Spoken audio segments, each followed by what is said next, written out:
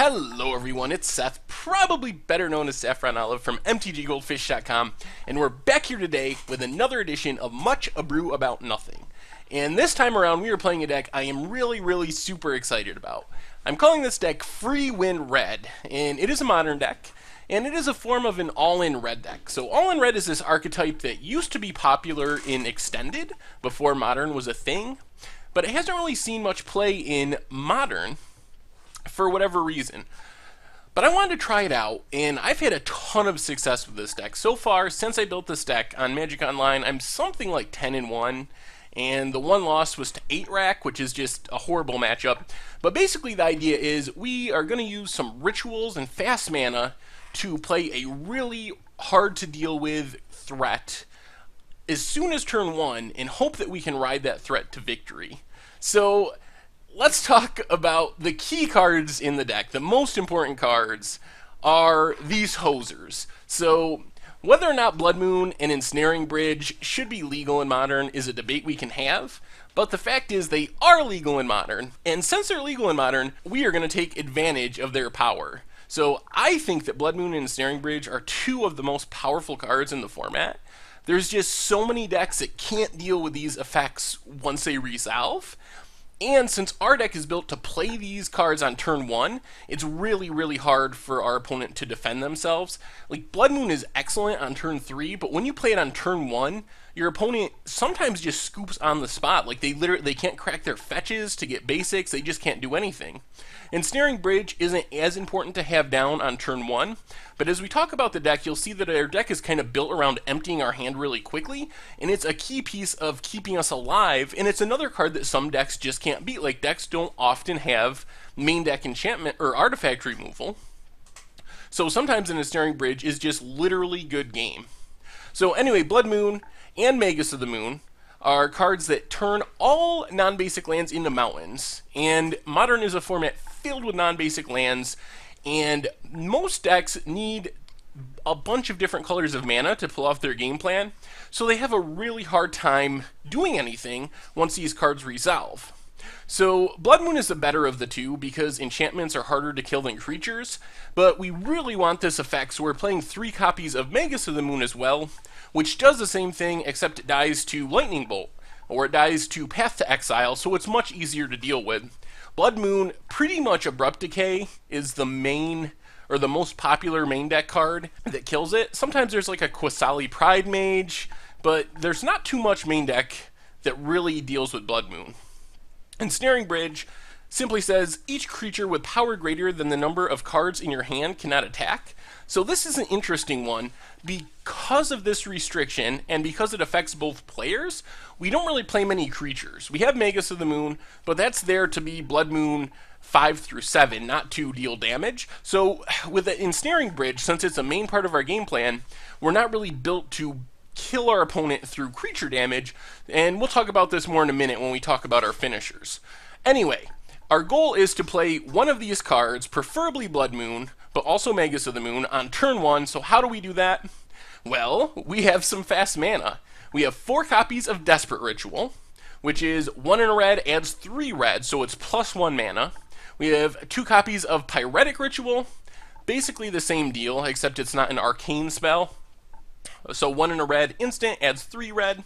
And then we have 4 copies of Simian Spirit Guide, another creature that we don't really plan on using to attack with. Instead, you can exile Simian Spirit Guide from your hand and add 1 red mana.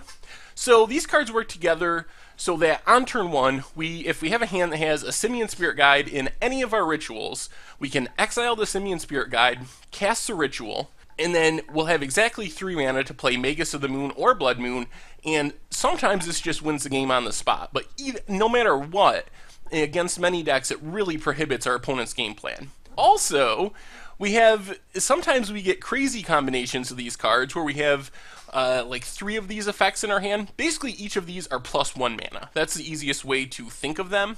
So if we have any combination of 2 of these cards in our hand, along with a land, we can play a Blood Moon on turn 1, or a Magus of the Moon.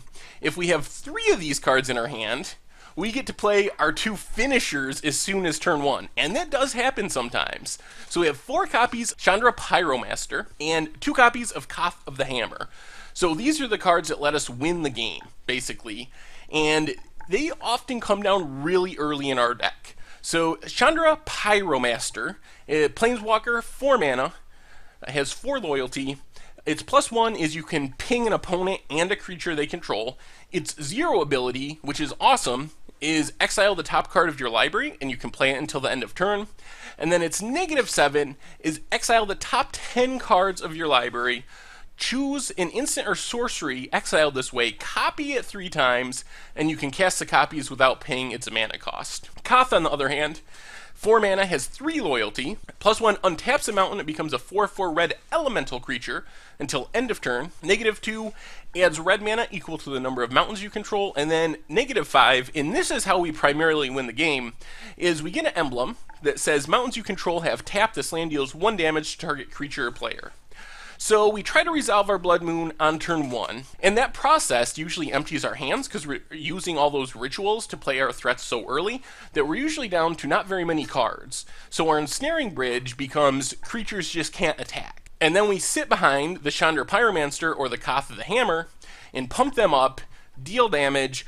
A lot of times Chandra Pyromancer, we use the 0 ability, which works well with our Ensnaring Bridge plan because we don't actually draw the card.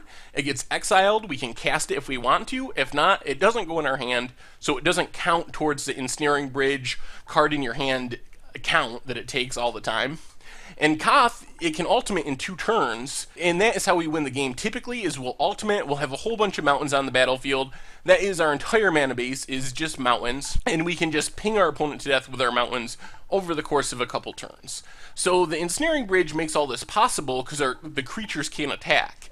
So everything works together in this great synergy, and it happens so fast that most decks don't have time to recover. So we have a few spells in the deck. These are basically to take care of creatures, although they do sometimes help win us the game. Bolts and Magma Jets can both go to the face.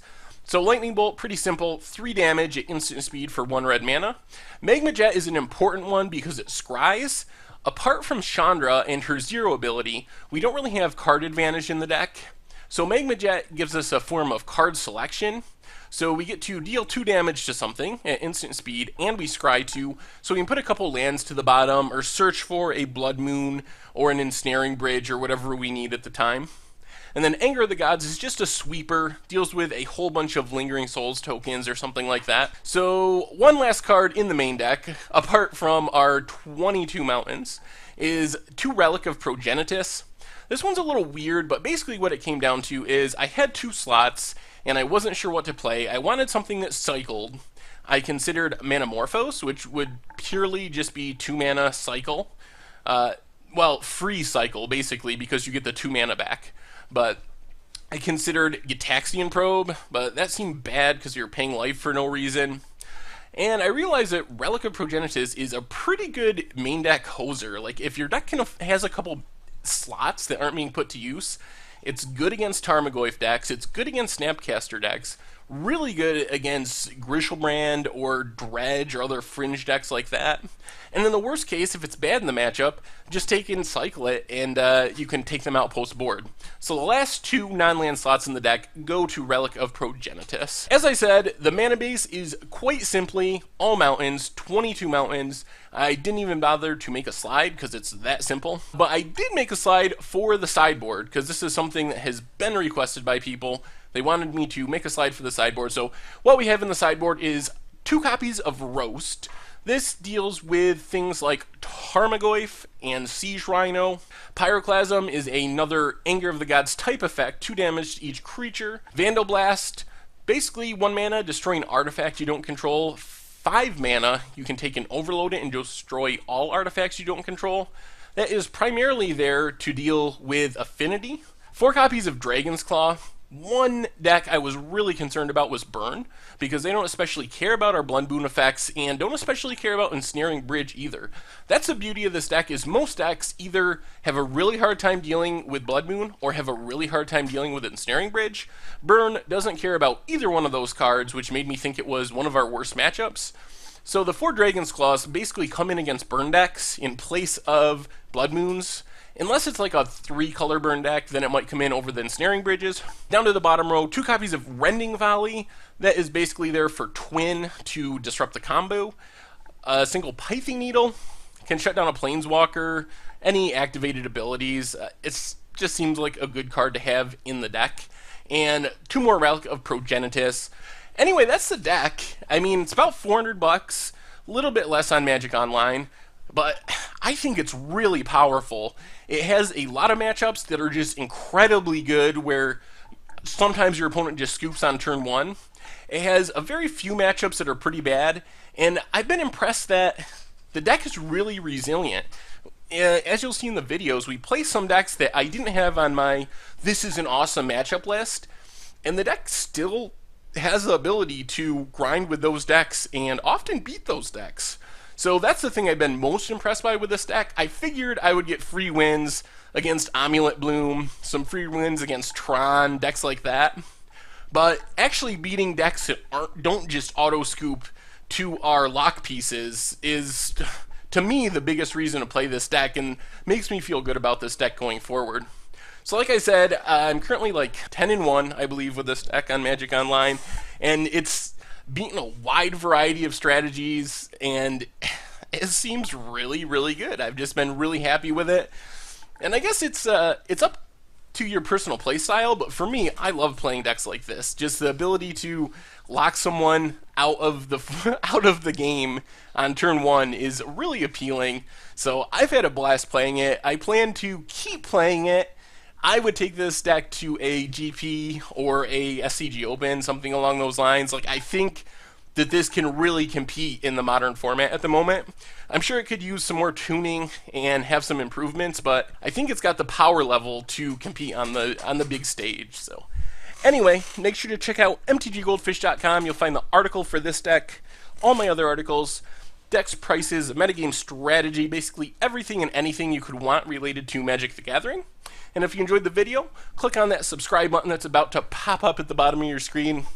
Keeps you up to date on all the latest and greatest in video content from MTG Goldfish, and it's a big blessing for us. Anyway, thank you all for watching. Hope you enjoyed the videos, and I will talk to you soon.